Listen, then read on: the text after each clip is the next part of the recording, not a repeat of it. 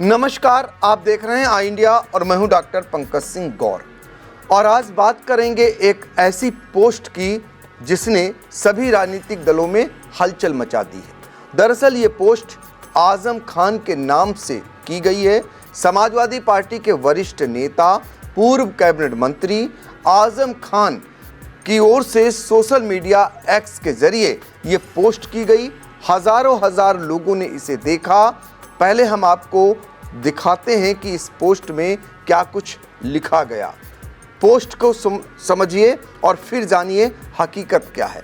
Post में लिखा गया है, यूपी में बीजेपी का राजनीतिक सफाया बहन मायावती जी ही कर सकती हैं। मेरी कौम के लोगों, बीएसपी से जुड़ो। यूपी में बीएसपी का कोर वोटर के साथ तुम्हारा वोट जुड़ गया तो बीजेपी गायब हो जाएगी। आजम खान की फोटो लगी है और एक्स पर यह पोस्ट किया गया है। इसके बाद राजनीतिक दलों में हलचल मचनी स्वाभाविक थी।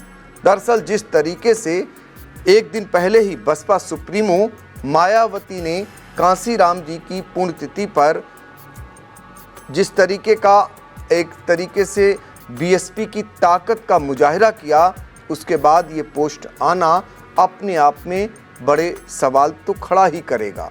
और वैसे भी बताते हैं आपको कि मंच से बसपा सुप्रीमो मायावती ने योगी सरकार की प्रशंसा की। इसको लेकर भी लोग नफ़ा नुकसान को लेकर समीक्षा करने लगे और ऐसे में आजम खान के नाम की सोशल मीडिया पर यह पोस्ट अपने आप में बड़ा बखेड़ा तो खड़ा ही कर सकती है। लेकिन जब पता चला कि आजम खान नाम से जो एक्स पर ये पोस्ट हुई है, ये फेक पोस्ट है, उनके नाम की आईडी ही नहीं है जो इस तरीके की कोई पोस्ट हो, फिर ये शरारत है या साजिश, ये पता लगाना बहुत ही लाजमी हो गया है। चूँकि सभी जानते हैं कि समाजवादी पार्टी के वरिष्ठ नेता, पूर्व कैबिनेट मंत्री आजम खान समाजवादी पार्टी में नंबर 2 के नेता माने जाते हैं। और पिछले दिनों आपने देखा कि समाजवादी पार्टी के राष्ट्रीय अध्यक्ष अखिलेश यादव उनसे मिलने के लिए पहले चार्टर्ड प्लेन से पहुंचते हैं और फिर उसके बाद हेलीकॉप्टर से जाते हैं।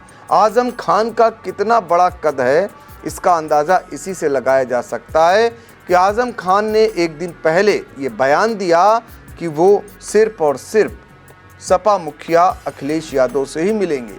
उनके साथ आए हुए किसी भी नेता से उनकी कोई मुलाकात नहीं होगी। सपा मुखिया अखिलेश यादव जब चार्टर्ड प्लेन से लखनऊ से बरेली पहुंचे तो उनके साथ मुहिबुल्लाह नदवी भी थे, जो कि मौलाना मुहिबुल्लाह नदवी रामपुर से सांसद हैं और आजम खान उनसे नाराज़ हैं। इतना साहस शायद पार्टी मुखिया भी नहीं कर सके कि उनको रामपुर ले जाते और रामपुर अकेले हेलीकॉप्टर से अखिलेश यादव को जाना पड़ा और अकेले मुलाकात हुई आजम खान और अखिलेश यादव में। उस दौरान मुलाकात के दौरान भी झलका, फोटो के दौरान भी झलका कि बड़ा कद कहीं न कहीं आजम खान का है। जिस तरीके से दो फोटो बाहर आती हैं और जिस तरीके से हाथ पकड़कर अखिलेश यादव आजम खान को उनके घर ले जाते दिखाई देते हैं, वो लगता है कि आजम खान गार्जियन हैं, संरक्षक हैं, नेताजी के समान हैं और वो दिखाई दिया। तो ऐसे में आजम खान के नाम से ये पोस्ट आना अपने आप में राजनीतिक दलों में सनसनी मचाने के बराबर है। चूँकि बहन मायावती ने 9 साल बाद लखनऊ में बड़ी मीटिंग की और बड़ी मीटिंग में 5 लाख के करीब कार्यकर्ताओं को जुटाने का दावा किया गया। भीड़ इतनी ज़बरदस्त थी कि उसके बाद अन्य राजनीतिक दलों में भी बेचैनी हो गई। लेकिन मंच से जो बयान आया बहन मायावती का और प्रदेश सरकार यानी योगी सरकार की उन्होंने जो प्रशंसा की, तो वो कहीं न कहीं बसपा के लिए अहितकारी हुआ या हितकारी हुआ, ये तो भविष्य बताएगा। लेकिन मंथन शुरू हो गया। राजनीतिक जो भी समझ रखते हैं गुणा भाग लगाने लगे कि ये बयान मायावती के लिए हितकर है या अहितकर है। तो ये तो हमने आपको बताया कि बाद में ही पता चलेगा। लेकिन इसके बाद आजम खान के नाम से जो ये एक्स पर सोशल मीडिया पर जो पोस्ट आई, इसको लेकर सभी राजनीतिक दलों में एकदम से बरबसी खींच लिया। क्या ऐसा कर सकते हैं आजम खान? लेकिन जब पता लगाया गया तो पता चला उनके नाम की कोई एक्स पर आईडी ही इस तरीके की नहीं है, ये फेक है और इस तरीके का दुष्प्रचार किया जा रहा है। अब देखना होगा कि अभी 2027 में होने वाले विधानसभा चुनाव में काफ़ी वक्त है।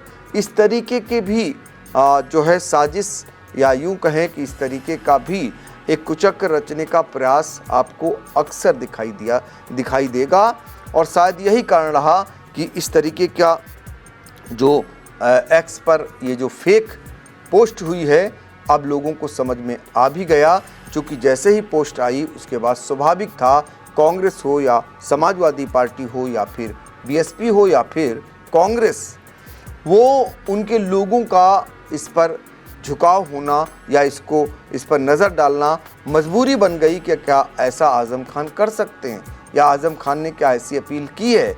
थोड़ी देर बाद स्थिति क्लियर होने लगी कि ये फेक है, ऐसा कुछ भी नहीं है।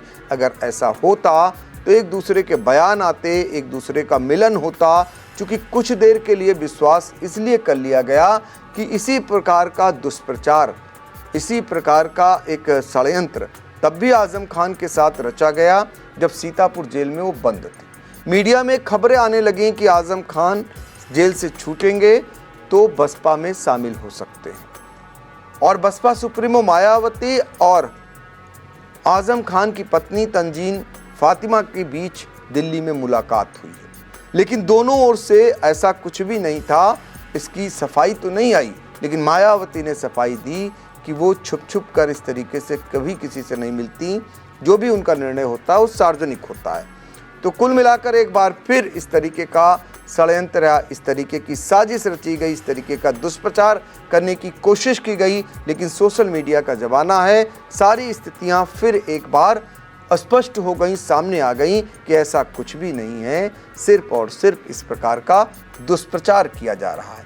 अब ये कौन दुष्प्रचार कर रहा है, समझने वाले जरूर समझ रहे हैं। क्या आपने भी समझा है? तो कमेंट बॉक्स में जाकर कमेंट कर सकते हैं।